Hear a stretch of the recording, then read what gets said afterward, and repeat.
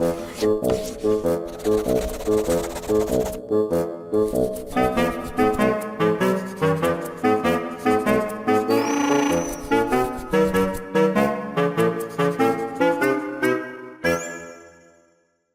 so we're going to pick up our discussion on carbohydrates with this particular slide. Okay? Glycoproteins. We know that there are proteins inside of your cell that are going to be modified by sugars. Okay? And your blood type is a very good example. So we saw that for type O, essentially you have an N-acetyl galactosamine. Okay? So this is N-acetyl galactosamine, and this is going to be attached to a galactose, and then galactose will be attached to a fructose. Okay, so that's the type O. And for essentially all blood types, you will always have those three sugars on top of the cell. But if you are type A, then in addition to these three sugars, you'll have a fourth sugar that's attached to galactose, and you have another N-acetyl galactosamine. Okay? So that will be the A blood type. And for B blood type, you will have, instead of an N-acetyl galactosamine, you will just have a galactose. Okay? So basically, A blood type and B blood types, they have two different sugar that's attached to their glycoprotein on top of the cell. And then as a result, they will have a different shape. Okay? And then that, of course, will be recognized by your immuno system. Okay? So if you are AB blood types, essentially that just means that you have both antigen on top of your cell. Okay? You have both this guy and this guy, so that would be your AB. All right, so that's the sort of little thing about blood types. Okay? So in the future, if you guys, people ask you, oh, are you blood type A or B or whatever, you know exactly what they're, what in essence, what's the science behind it. Oh, by the way, here, remember we talked about, it would be useful to convert type A and B blood to O blood. That is because O blood is the universal donor, okay? And then what kind of enzymes that you would need to do this, this is going to be some kind of a glucosidase, okay? Essentially an enzyme that degrades a glycoside.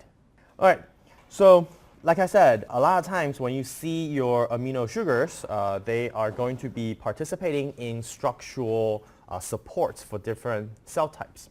Here we have bacteria, okay? So I think from general biology, you guys heard about this thing called peptidoglycan layer, that kind of stuff, okay? That you have a layer of peptides attached to sugars that's going to form a little layer. If it's gram-negative, it's going to be between the two membranes. If it's gram-positive, it's going to be on the outer side of the cellular membrane. Okay? Now, so this layer of peptidoglycan, as the word suggests, you have here that is peptide. And then glycan, remember, it's essentially sugars. So peptides attached to sugars. So in this picture, we show you the gram-positive bacteria. For example, this Staphylococcus aureus. This is do you guys know this bacteria? It's one of the most pathogenic bacteria that you can get from the hospital. So 黄金什么葡萄球 whatever 链菌. Okay, that's what this means. Okay?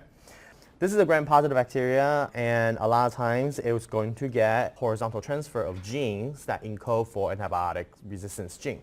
Okay? So this is the bacteria that if you get during your stay at the hospital, you might have a version of this bacteria that is resistant to many different antibiotics. So as a result, patient will be very difficult to treat. So as you can see, gram-positive bacteria, so if you take a chunk from the cell membrane or essentially the surface of this particular cell, you take it out, and what you have this down here, that's the lipid membrane, your lipid bilayer. Okay, we'll talk about lipids today. And then you have this polysaccharide coat. Okay, and for gram-positive bacteria, this is actually a very thick layer. Okay, so which is why gram-positive bacteria are usually stronger bacteria than gram-negative bacteria. Okay, gram-negative bacteria like E. coli, they're actually quite easy to kill, but gram-positive bacteria, they can sustain usually more pressure. So let's take a look at this particular sugar layer. So if you zoom it out, again, this is your lipid bilayer right here. And on the lipid bilayer, you have proteins that's going to extend from the lipid into the extracellular space. Okay? And this link is going to be attached to your peptidoglycan, sort of peptidoglycan layer or strands of sugars. Okay, so sugar polymer in a way. Okay? So what you have is some kind of a linkage between your sugar attached to your protein complex. Okay, so that's sort of the peptidoglycan layer that you'll see. All right? Now, one thing to note is that peptidoglycan layers has a large cross-link network. So actually, many of these strands of sugar, they're going to be cross-linked by mechanism that you'll see in just a minute. Okay? So the two most common types of sugar that you see on the peptidoglycan layer, we usually call them NAM and NAG. Okay, so you will see a lot of times in research articles, they will just abbreviate them as M and Gs. And NAM is N-acetylmuramic acid. Okay, so remember that this guy is a sugar or amino sugar. And it has an acetyl group attached to the nitrogen. And then for the NAG is just N-acetyl glucosamine. Okay, so glucosamine is also amino sugar. And it also has an acetyl group attached to the nitrogen on the glucosamine. Okay, so you'll see NAG and NAM. Okay, you'll see those two a lot. And actually, we have those two sugars inside of your cell as well, right? So if you go back and look at the keratin sulfates or the other linking materials of sugars that we talked about last time we met, you'll see pretty much the same types of sugar used inside of your connective tissues. All right, so the question is, if we're talking about the formation of peptidoglycan, and as you can see here, peptidoglycan is NAM attached to NAG attached to NAM, right? So you have, this is M, G, M, blah, blah, blah, blah, blah, right? So essentially, this is, in a way, a polysaccharide. Okay, so how do we get that kind of stuff, right? So we're going to get a UDP N-acetylmuramic acid. Okay, now pay attention to this question now. How do we get UDP NAM? Okay, that's something that if you look back from our slides, maybe 1 or 2 lectures ago, you should have an idea of how do you get UDP sugar. Okay, remember that? We talked about how you make polysaccharides. How do you get UDP sugar? Right? So go back and revisit that. So you start with UDP N-acetylmuramic acid or UDP NAM. All right? And essentially what you're going to do is you're going to attach this sugar monomer, essentially, onto a chain of peptides. Okay? So now having this UDP NAM, you're going to attach it to alanine, and then you'll get alanine attached to, this is UDP NAM, right? So you attach alanine on it, and then you attach glutamate, lysine. Okay, so you have alanine, glutamate, lysine, right? And then you can attach to D-alanyl, D-alanine. So essentially, it's already a dipeptide, right? And then you hook up those two peptides on the lysine, and then you get this peptidyl chain. In every step of adding an amino acid, as we see how you can add alanine, you add glutamate, you add lysine, you add D-alanyl alanine. Here's my question for you. What is a likely co-reactant that's not shown in this picture? So remember, in biochemistry, just always remember that acids are quite stable. Okay, so if you want to make a condensation of acid plus amine, if you want to form an amide bond, it's not going to do it spontaneously because acids are pretty stable and you have amine and you want to connect them together, the delta G is going to be positive, right? So that's not going to happen spontaneously, right? So what's a likely cofactor or a co-reactant that will be used in this process? Probably something that provides you ATP, right? ATP, right? So something that provides you energy, okay? So you can use ATP to drive this reaction, right? So that's something that you should think of. All right. So we're going to talk about the example of penicillin and how penicillin is going to kill your bacteria. Actually, for your information, penicillin type of antibiotics, it doesn't really kill your bacteria per se. It inhibits the bacterial growth. Okay? So for antibiotics, we have two types of antibiotics. Actually, we have many types, but primarily we can categorize them into two behavior. One is bactericidal, one is bacteriostatic. Okay? Bactericidal means it actually kills the bacteria.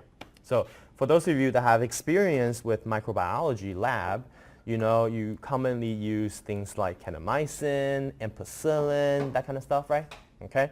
So many of the antibiotics that we have, if it's bactericidal, it's going to inhibit the ribosome of the bacteria. So if it inhibits the ribosome, your bacteria is dead, okay? Because it can't make proteins. Now, if in the case of ampicillin or penicillin here, it inhibits cell wall formation. Okay, so bacteria, if it cannot make cell wall, then it becomes super weak and it doesn't grow. Okay, does that make sense?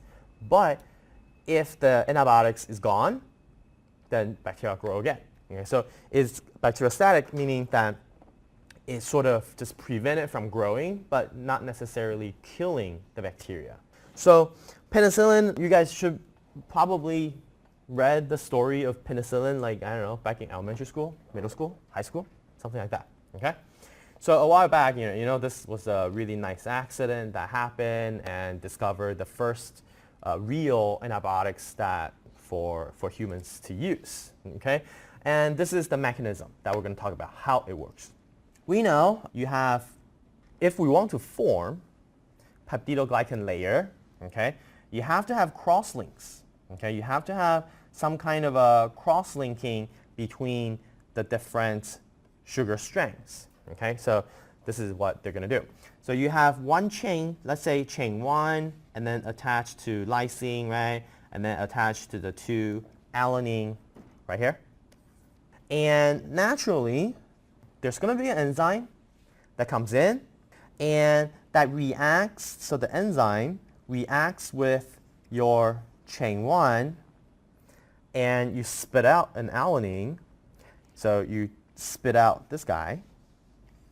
And then the enzyme is going to form a complex with the chain.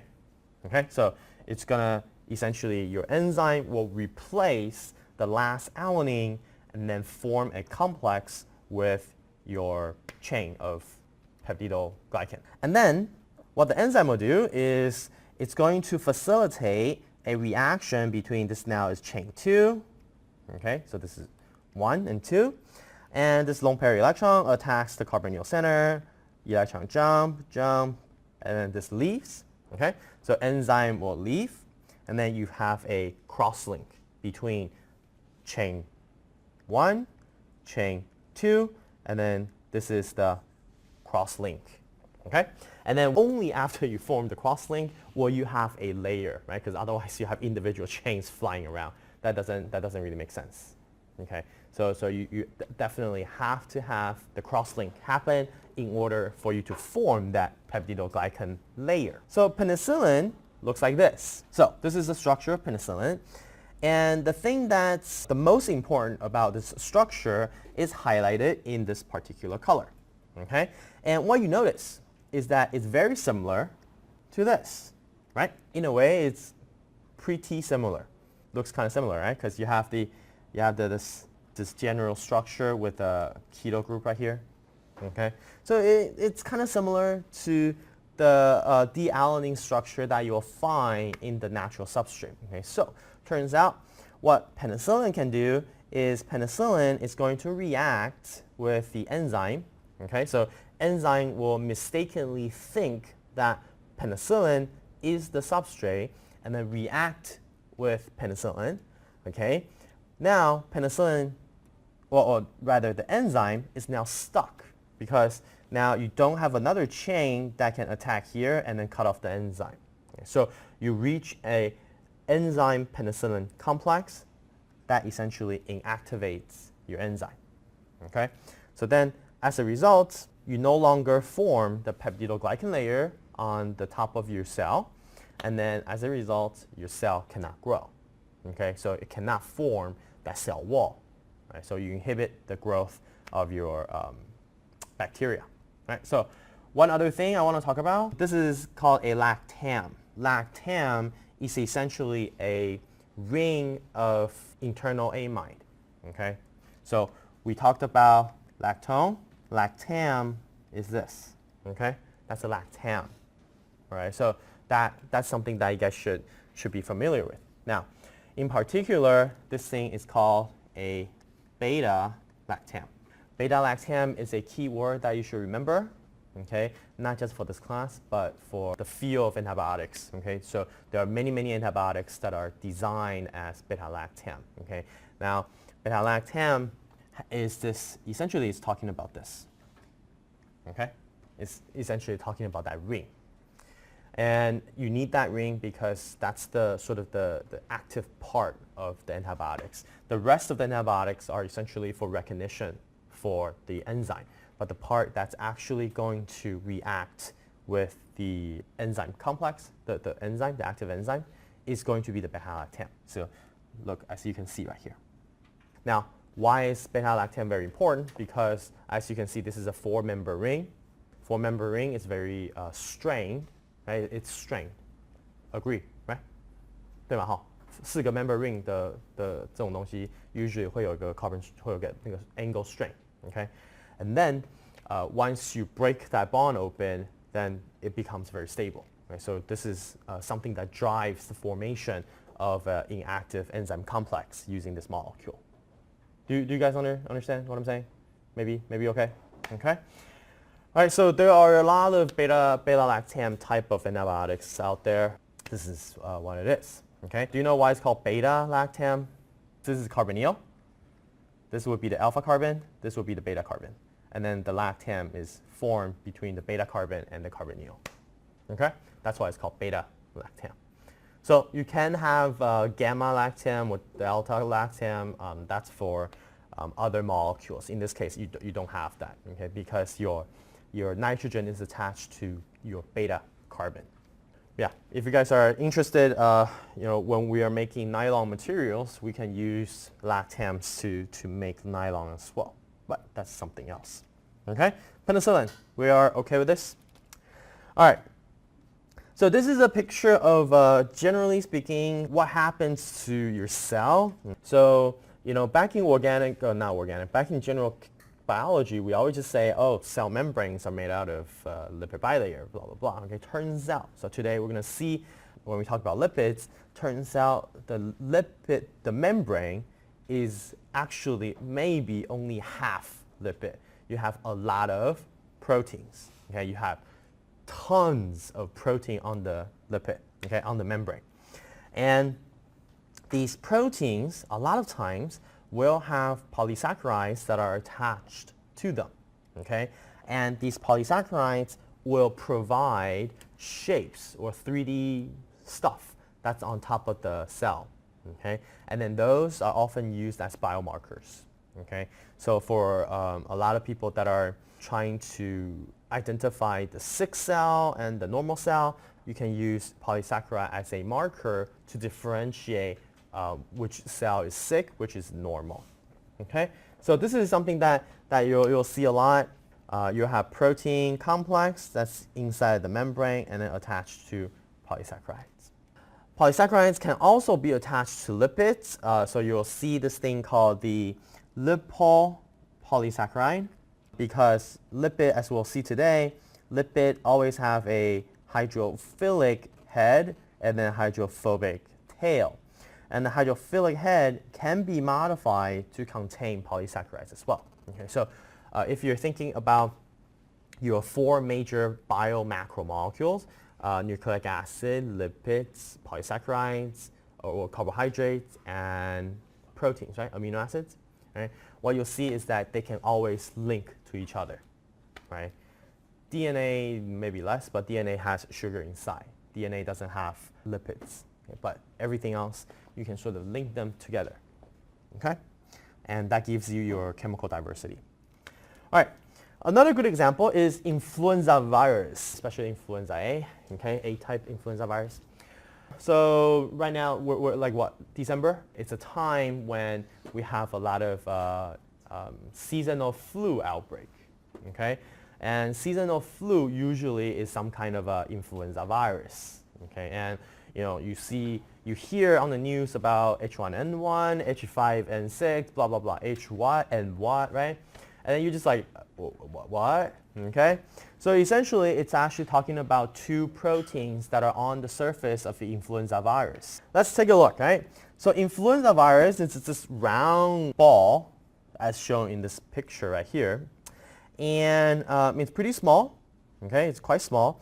The diameter is about 120 nanometers, so it's not very large, but that's the case for most viruses. And the influenza virus will have a lipid bilayer. Okay, so that's going to be a lipid bilayer right there. So just like a cell, in a way. Okay, inside you'll have polymerases, you have RNA, things that can allow influenza to pass its genetic information into you. Okay, now on the top, there are 2 things that we really care about. One thing is called hemagglutinin. The other one is the neuraminidase. Okay, neuraminidase. That's what the H blah and blah is referring to. Okay, this is the H, that's the N. Okay, so there are, I think, roughly speaking, about 10 types of each. So you have like about, the exact number I forgot, but about like 10 H and 10 N's, something like that. Okay, and then you can have different match, right? So H1N1 means that you have for the hemagglutinin type 1 and then neuraminidase type 1. Okay, so then you can match them. All right. Now, influenza virus is something that probably we will never get rid of because the reservoir for this virus is going to be animals, okay, in general. Right, particularly in birds, right? So like bird flu, same thing. So far, humankind, we have only been exposed to maybe, if memory serves me correctly, about 5 types of influenza virus. But like I said, if you have H1 to 10 and 1 to 10, okay, you match them, you can get about close to 100 types of different influenza virus, okay? We have only been exposed to approximately 5 to 10, okay?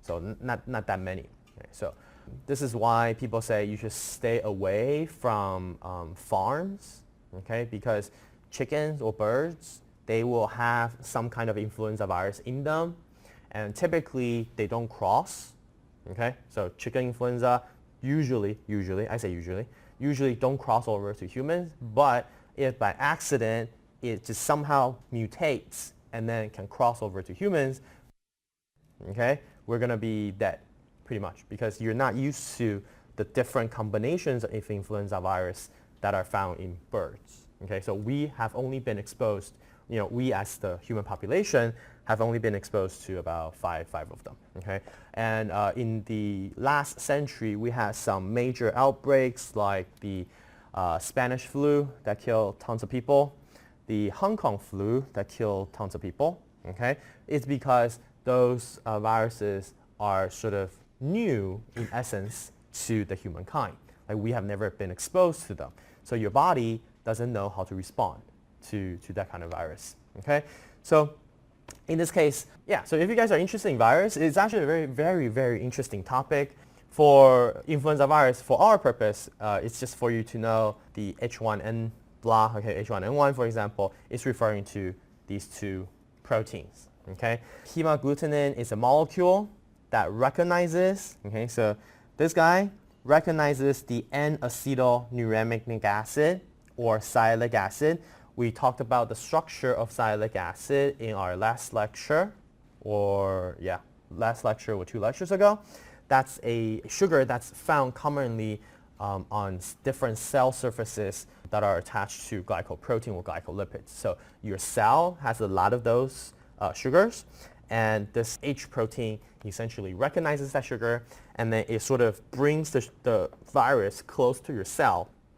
And then once it recognizes, and then your neuraminidase will neuraminidase is at the end, and then once it recognizes, it will inject the viral RNA into your cell, and then your cell make more virus particles.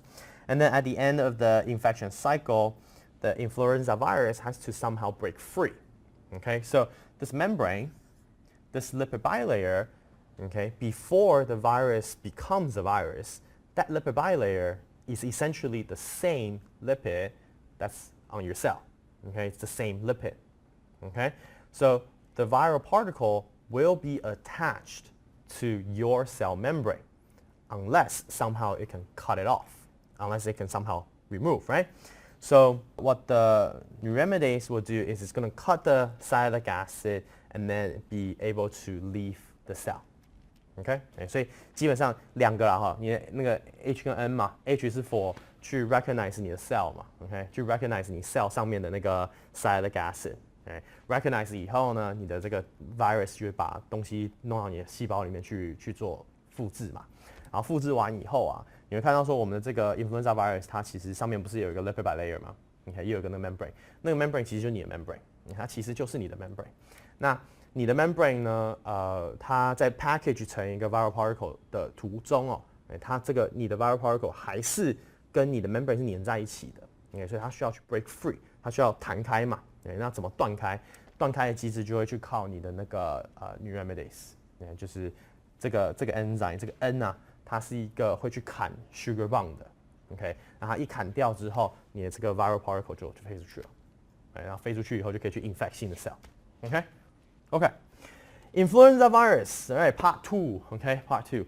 So this has to do with drug design and discovery. Alright, so you guys know that if one of the most things that sells a lot of money is drugs. Okay, you can make a lot of money if you sell drugs. Not the one that gets you high. Okay, medicine. I'm talking about medicine. Not like 那个不是那种什么摇头丸那种 drug， 不是哦，是那个。如果你要那样做的话，也可以啦，其实，但是不是啊？我们不是要鼓励你去搞那种东西。But pharmaceuticals, okay, I shouldn't use drug. I should use pharmaceuticals. Okay, so pharmaceuticals is probably one of the largest business in planet Earth at this moment. That is because, people always want to live longer and longer and longer and longer and longer, right? So, this is something that for many of you in, biotech major, that's in a way a good thing. Of course, that's what I always say. You have to understand, okay, what kind of research will always have funding, okay? Research related to medicine, okay? Always, okay? Why? Because people want to live longer and longer, okay? So you will always have funding to do medical research. So a lot of people are interested in finding new treatments, okay, or pharmaceuticals that will inhibit certain things, okay? So with the modern technology of bioinformatics, okay, so we can start to model these enzymes, and then we can start design our own molecule that serve as the pharmaceutical that we can use, okay? Penicillin, that was antibiotics, and that's something that sort of happened based on evolution. 合理嘛，对不对？ Penicillin is not something that we engineered. It's a natural product that fungus produce, right? And why do fungus produce that? It's because, it gives them a survival advantage. So that's a result of evolution, right? But evolution takes time, okay? Not money, time, okay? So evolution takes forever. Now, with our usage of antibiotics and drugs, like crazy, right? Very soon we're breeding microbes that are resistant to every drug that we have. Okay, so we cannot rely on evolution anymore. That'll take too long. Okay, so a lot of people will now try to design new drugs. Okay, so this is a very good example. Based on the crystal structure of the neuraminidase complex with the sialic acid, so that N protein, I'm going to draw like a little schematic, okay? So this is the protein, and then this is the sialic acid, okay? So we're going to crystallize them together. So remember I talked about protein crystallization. Now, in order for us to design a pharmaceutical or a target or a molecule that will inhibit a protein, we have to have that crystal structure.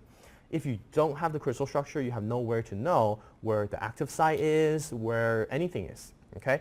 Now, it's also very important, it says here, it's complex with the sialic acid. It's sialic acid structural analog. So essentially, what you want to do is you want to get the structure of this protein. But that's not enough. Okay? That's not enough.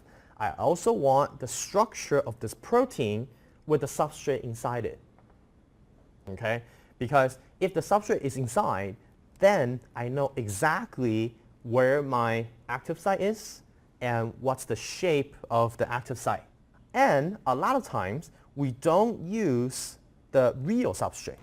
We're going to use a substrate analog. Okay? Analog is something that looks like the substrate. Right? Why do we want to do that? Because substrates will get reacted immediately by the enzyme. So then it's very difficult to capture that moment. Analogs don't get reacted, but it binds. So it just sits there, no reaction, and then you crystallize it, that compound will just sit there. So that's good. Okay? So once you get the crystal structures there, okay, then we can do something with it. Now, the reason why when we want to design a drug that sort of kills influenza virus, and our target is that neuraminidase, it's because once that enzyme is inhibited, your viral particle cannot leave the cell. So if it cannot leave the cell, it will not infect new cells. So then you can contain the situation. Right? So if you inhibit the release of the viral particle, then your virus will be contained in the original cell, and then it will not replicate because it cannot leave to the next cell.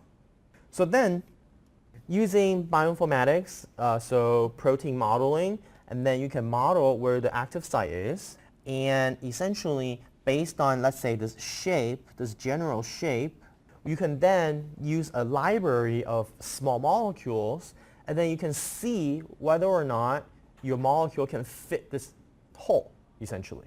If it fits, and then your enzyme cannot react this molecule, then it will just sit there forever, and then it's a very good drug, right? It's a very good inhibitor, right? It inhibits the enzyme because the enzyme cannot react with this molecule. Okay, so this is essentially what you're looking for. So using this approach, they were able to get some molecules, small molecules. You have zanamivir and acetylvir. And this particular molecule right here is marketed under the brand name or the trade name of Tamiflu. Okay, Tamiflu 你一定不知道什么，对不对？克流感听过，就有听过嘛，对不对？ That's what this is.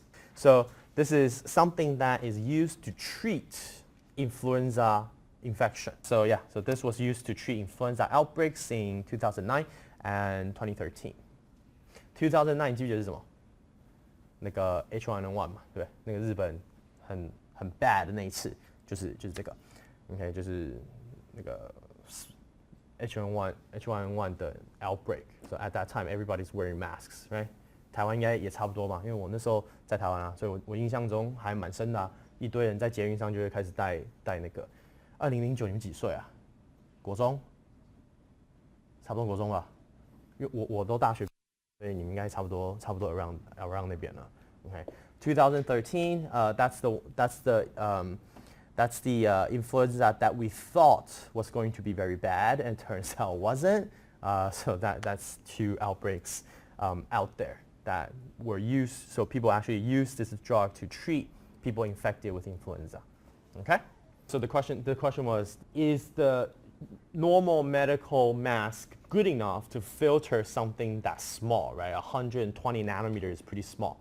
All right, so this comes down to what kind of grade of the mask that you use. There are some medical masks that are designed to filter very small things. Right? So back in Asia in 2009, so there was a shortage of medical grade masks. So those masks, it's not the normal one that you buy from 7-Eleven. Right? So those are kind of trashy. Right? They don't really work. So they get these like really big masks, like it's very serious masks, right? And then there are people actually wearing those on the road. Yeah. Right? So those you can filter a lot of stuff. Something even as small as sub microns, so like 100 nanometers. They can do it. Okay, something very small. Right? Now, the normal masks, would they still be useful? Yes, because so influenza is in a way airborne, right? Especially like when people talk or they spit stuff, right? It's still good because it traps your larger particles. So it's still, in a way, first line of defense, right? You remove some spit or some other stuff. So better than nothing, right? For pollution, you can maybe filter out some larger particles, right? So I guess that's always the idea. Just try to get rid of larger ones. The smaller ones is very, very hard to get rid of, right? Because your mask is difficult to filter everything. But better than nothing, right? But I think for the most part, it sort of helps. Okay, I'm gonna say partially help, but a lot of it is gonna be like preventing excessive dust going into you. And then a lot of it is also feel better about it, thinking that you have a protection, right? But yeah, you're right. It's like really, really small things it's very difficult to filter. Yeah. So that's carbohydrates, okay? So try to be familiar with the different nomenclature, sugar, amino sugars, sugar acids, that kind of stuff. Try to be able to, answer some of the questions that we have over here. I think it's not too bad, okay? But you do have a lot of memorization going on with this stuff.